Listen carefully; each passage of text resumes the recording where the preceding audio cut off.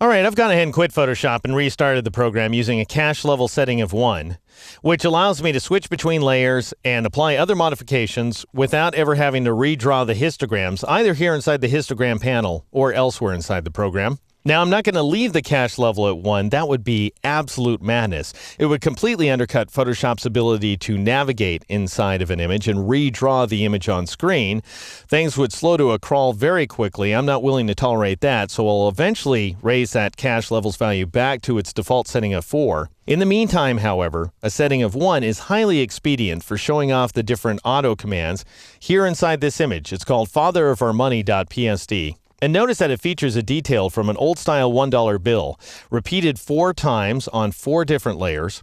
And the money has a certain green color cast associated with it. Now, it's not a color cast that it was added by the scanner in this case. Rather, it's native to the money, of course.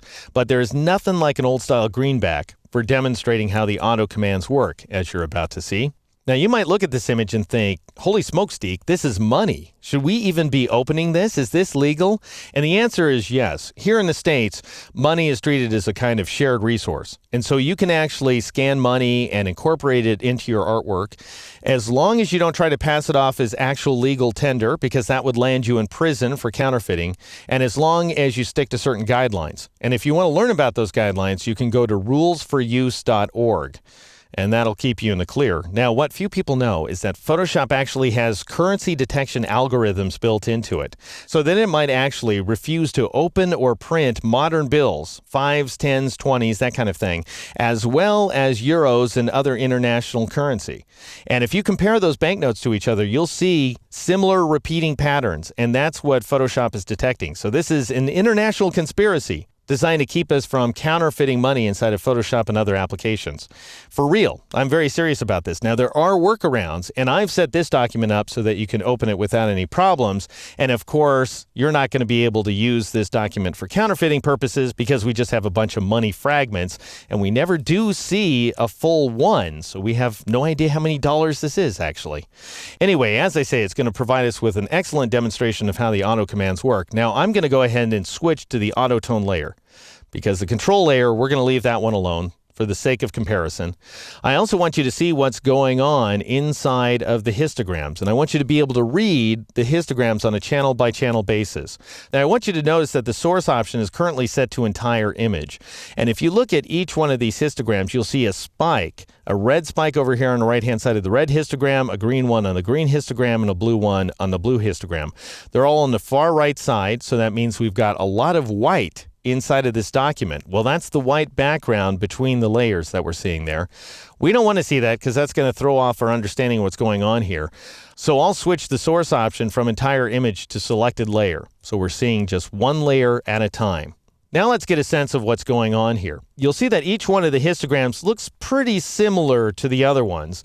That is to say, we have very little in the way of dark shadow detail. We have a spike of light shadows, a bunch of midtones, and then a big spike of dark highlights. And I say dark highlights because there's nothing over here in the bright highlight region where the red channel and especially the blue channel is concerned. And the fact that the histograms look pretty similar means that we have a more or less monochromatic image, with some variations, of course. The image is a little bit greenish, and we do have this green serial number and seal. But otherwise, it's a fairly monochromatic, that is black and white composition. Now check out the colors view of the composite histogram, and make sure channel is set to colors right there. And wherever you see gray, that means the 3 color channels overlap each other, and we have something in this region resembling neutrality. And when I say an area is neutral, that means that it's colorless.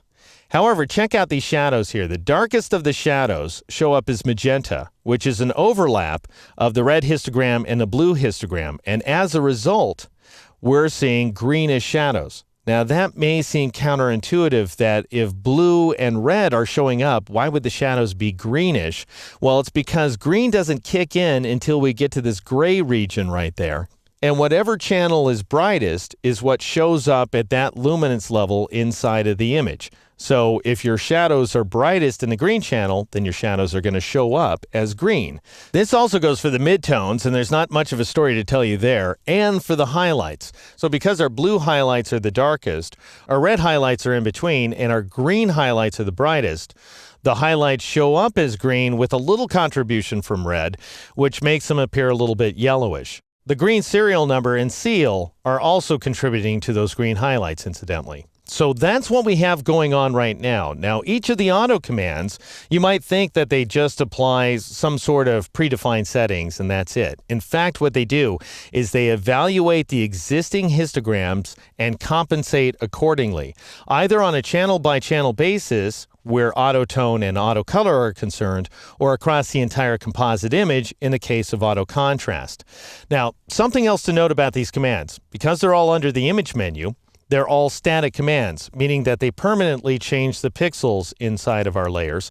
If you wanted to apply any of these commands temporarily, then you would either add a levels or curves adjustment layer, and then you would click on the auto button in order to apply by default auto tone, but you could alt or option click on that auto button, alt click on a PC, option click on a Mac, in order to switch over to one of the other auto settings, that is auto contrast or auto color, and I'll be showing you how that works. All right, so that's all the background information. In the next exercise, we're really going to get down to it. You'll see examples of auto tone, auto contrast, and auto color, and I think you'll have a sense of what's really going on.